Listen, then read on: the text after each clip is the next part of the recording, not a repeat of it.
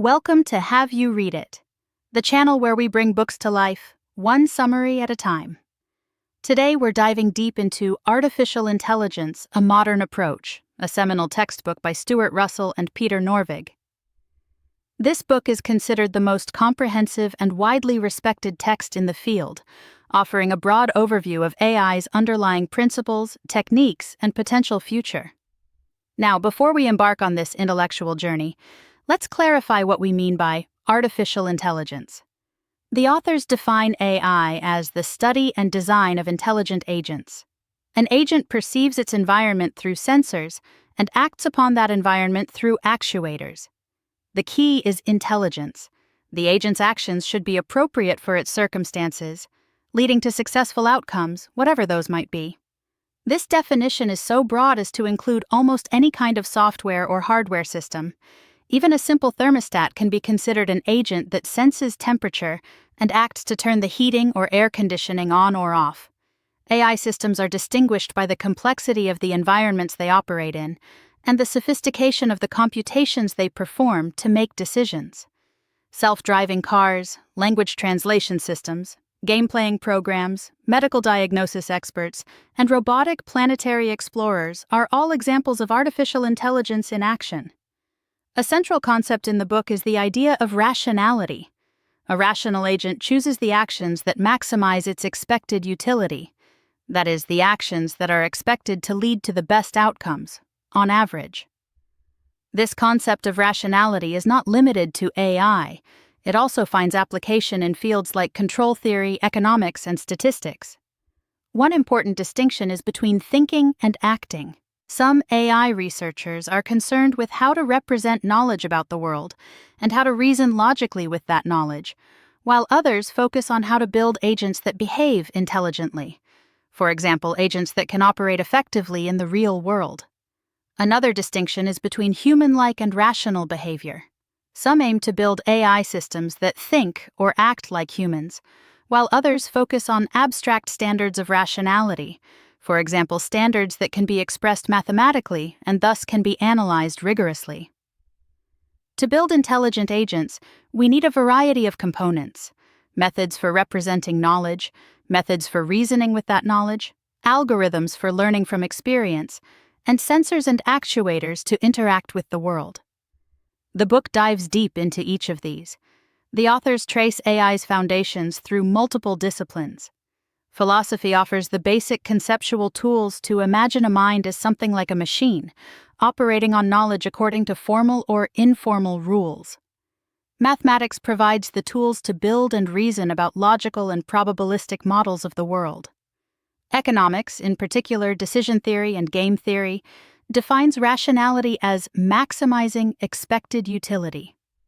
Neuroscience provides some clues about how our brains operate, while psychology analyzes human and animal cognition as information processing. Linguistics shows how language can be incorporated into this overall picture. Finally, computer engineers build increasingly powerful machines that implement all these ideas. The history of AI is one of cycles of success, unmet expectations, and renewed enthusiasm. Early AI researchers were not shy about predicting rapid progress towards human-level intelligence, but they often underestimated the inherent complexity of their chosen tasks. As the field progressed, researchers recognized the importance of prior knowledge in building expert systems, the importance of probability in dealing with uncertainty, and the importance of learning algorithms that can generalize to new situations. These methods have led to AI systems that far exceed human abilities in narrowly defined tasks such as game playing, theorem proving, and scheduling the operation of a factory. As AI systems find their way into real-world applications, such as self-driving cars, medical diagnosis, and financial services, the ethical implications of AI have become increasingly apparent. The book covers these in some depth, highlighting the importance of accountability, fairness, trust, and safety, as well as the need to consider the potential societal impact of increased automation. The book's introductory chapters consider the overall design of AI systems. A key idea is to characterize an agent's behavior by specifying for each possible percept sequence the action the agent takes in response. We can measure the success of an agent by how desirable the resulting state sequences are. We want to build rational agents that take actions in accordance with their preferences, and that choose actions to maximize the expected utility of their behavior. However, perfect rationality is generally not computationally feasible in complex environments. Instead, we design agents that act rationally under resource bounds, in particular under bounds on the amount of time and memory available to perform their computations. One way to cope with complexity is to limit the size of the internal belief state maintained by the agent, thereby reducing the amount of information that must be used in deciding what to do next. The book explores this idea with local search methods, such as hill climbing and simulated annealing. These algorithms operate directly on a state space landscape, where each point corresponds to a possible solution, and are useful for finding a good enough solution quickly. When agents must operate in adversarial environments where other actors are trying to attain their own goals, for example in game playing, a different approach based on the idea of look-ahead search is called for. The book covers the theory and practice of minimax search, a method for finding optimal strategies in two-player zero-sum games, such as chess, Go, and checkers. One of the key ideas here is pruning. That is, eliminating from consideration portions of the state space that are provably irrelevant to the final outcome. Modern algorithms also make use of Monte Carlo methods to sample possible outcomes rather than exhaustively exploring the entire search space. Search methods, by themselves, do not offer much leverage when the environment is partially observable or non-deterministic. The solution to this is for the agent to maintain a belief state, a representation of the set of possible world states the agent could be in.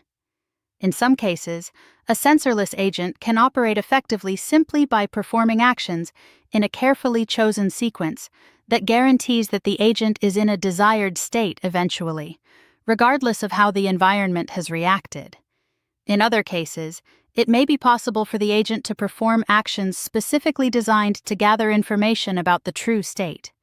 For many problems, it is useful to endow an agent with symbolic representations of knowledge about the world, facts such as Paris is the capital of France, rather than the more procedural representation of actions and outcomes.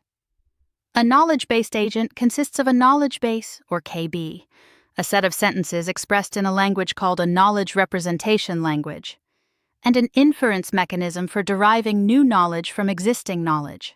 In such systems, the task of figuring out what action to perform is reduced to a process of asking the knowledge base what should be done, given what the agent knows about the current state. The book explains the basics of propositional logic and first-order logic, two commonly used knowledge representation languages, and also describes some efficient algorithms for performing logical inference. Planning systems take advantage of logical representations of actions and goals in order to generate more complex action sequences, called plans, than would be feasible with ordinary state space search methods. For very complex tasks, such as building a house or planning a trip to Hawaii, it can be helpful to introduce a hierarchical structure where goals at one level of the hierarchy are decomposed into sub-goals at the next level. This can dramatically reduce the time required to build a successful plan. Logic and search, in their traditional formulations, assume that knowledge about the world is certain. In reality, an agent is seldom absolutely certain of what state it's in, what its actions do, or what its goals should be. The theory of probability offers a tool for quantifying degrees of belief in the truth of assertions about the world. Bayesian networks offer a convenient representation for dealing with probabilistic information. Such networks can be thought of as having a causal structure in which causes are parents of effects. Each variable has associated probabilities, conditioned on the states of the variables that directly influence it. Bayesian networks can be used not only to represent knowledge about how the world works, but also to make rational decisions based on that knowledge. In decision networks, we augment the Bayesian network structure with decision nodes, representing possible choices of action, and utility nodes, representing an agent's preferences. With such networks, it is possible to define what action maximizes expected utility given the observed evidence. The process of measuring an agent's preferences or utilities can be quite a delicate one, because it requires some agreement between the external performance measure and the internal values that drive the agent's choices. To make Bayesian networks more useful for representing complex worlds with multiple objects, events, time periods, and so on, researchers have developed more expressive probabilistic models that build on the theory of first-order logic. These open universe probability models allow an agent to model uncertainty over infinite spaces of possible worlds. Generative programs written in a suitable probabilistic programming language or PPL are another, more general approach to representing probabilistic knowledge. For both OUPMs and generative programs, exact probabilistic inference is often computationally infeasible, so we typically resort to approximate methods based on generating a random sample of possible worlds and counting the fraction in which the query proposition is true. When a complete model of the environment is too complex to construct by hand, or when the environment itself is changing rapidly over time, learning becomes an essential aspect of intelligent behavior. We want AI systems that can improve their performance based on experience. This chapter presents a general framework for learning agents, distinguishing between the performance element, which recommends actions, and a learning element that uses feedback from a critic to modify the performance element so as to behave better in the future.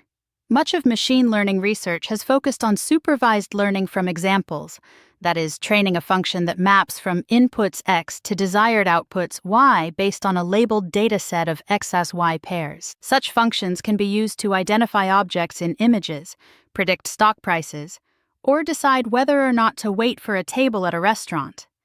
Popular models include decision trees, linear models, support vector machines, and multi-layer neural networks. The selection of a model is influenced by prior knowledge about the nature of the function, and the performance is measured empirically. Ensemble learning methods, such as bagging and boosting, can often improve performance by combining multiple base models into a weighted average of predictions. Current machine learning algorithms can be very effective in practice when given an appropriately structured dataset of sufficient size. But learning can stall when data are scarce or noisy. The training set may not match up well with real-world data or contain all the attributes needed for accurate predictions. In high-dimensional spaces, a learning algorithm may spend too much effort memorizing all the examples or latch onto features that appear relevant by chance in the training set but are not actually relevant to the problem at hand. In such cases, methods such as regularization and dimensionality reduction can improve generalization performance. For some tasks, such as predicting stock prices or guessing someone's age, past data can provide only a weak correlation with future values. In that case, online learning techniques are used to continuously update models, blending current data with older data.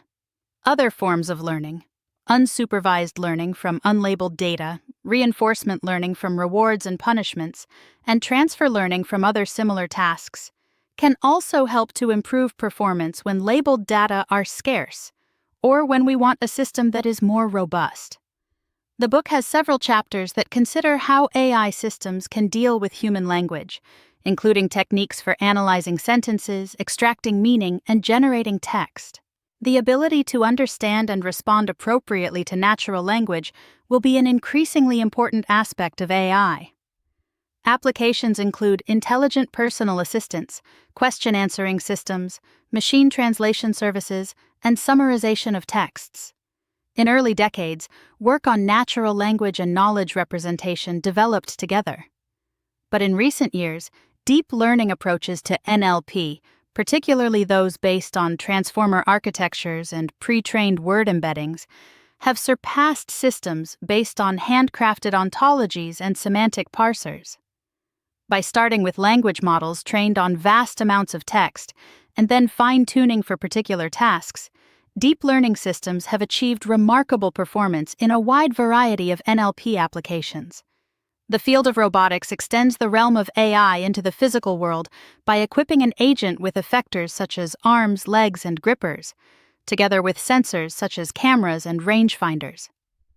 The task for a robot is to perform a physical task by perceiving its environment and controlling its actuators so that the resulting forces move the robot and manipulate objects. There are numerous applications, including assembly of complex devices, navigation in unknown terrain, surgery on the human body, and exploration of space. Robot perception involves not just recognition of objects, but also continuous tracking and state estimation of the objects, the robot itself, and the other agents present in the environment. The motion of a robot is typically modeled by equations that relate actuator commands, such as torques at the joints, to the acceleration of the various body parts. The resulting acceleration is integrated to produce estimates of the robot's velocity and position.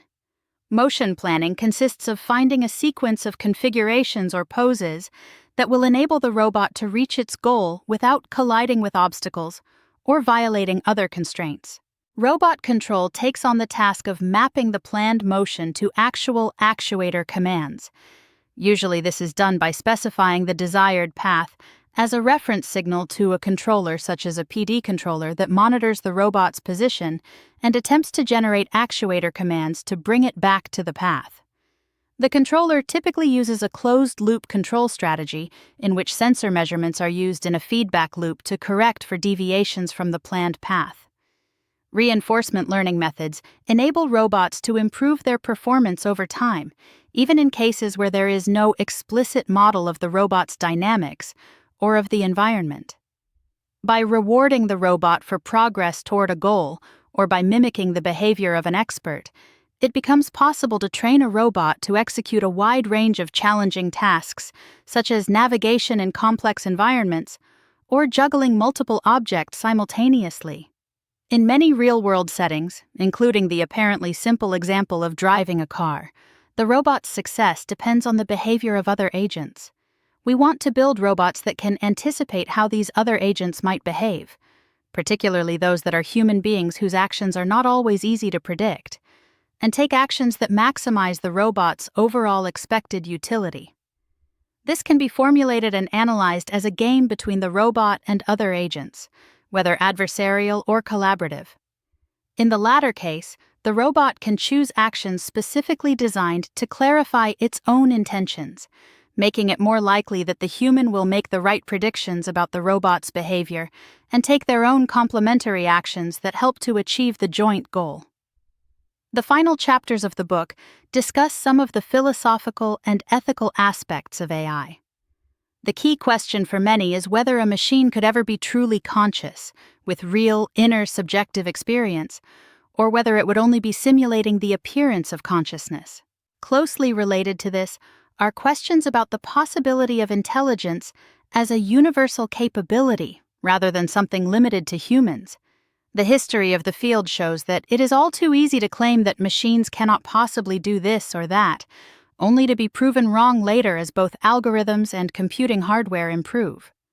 On the other hand, it seems clear that the current pace of advancement will continue, with significant implications for our economy, society, and culture. As AI systems move towards ever more autonomy, a crucial consideration for their design is the need to ensure that they are beneficial to the humans on whose behalf they operate. This goal is made considerably more difficult when the designer cannot specify the exact objective, which means that the machine is necessarily uncertain about what it should be doing for us. In that case, the machine will have an incentive to ask permission, to defer to human control, and to be cautious in its actions. Main takeaways and heuristics. AI is about building intelligent agents. Whether embodied in physical robots or as software components, AI systems should act rationally to achieve desired outcomes.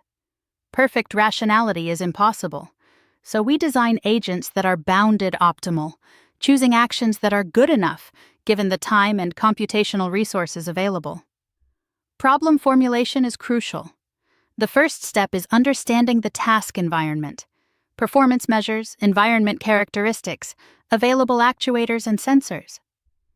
Choosing the right abstractions is key to managing complexity.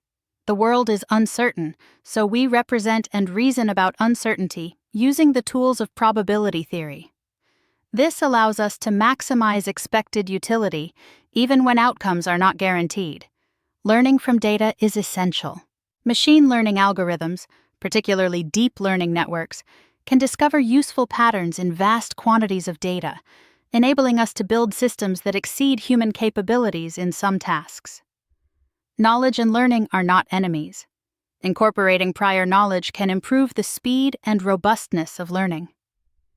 Communication with humans is vital. Natural language processing enables AI systems to interact with humans using a shared language and to learn from the vast amounts of text, speech, and video data that humans have created. Robots extend AI into the physical world. They use perception, planning, and control to manipulate objects and navigate in the real world, often alongside humans. AI systems must be ethical and safe. Designers of AI systems have a responsibility to consider the societal impact of their work, to build systems that are fair, unbiased, trustworthy, and aligned with human values, and to develop safeguards against unintended consequences and malicious use. Thanks for watching. Make sure to give this video a thumbs up and hit that subscribe button so you never miss our next book dive.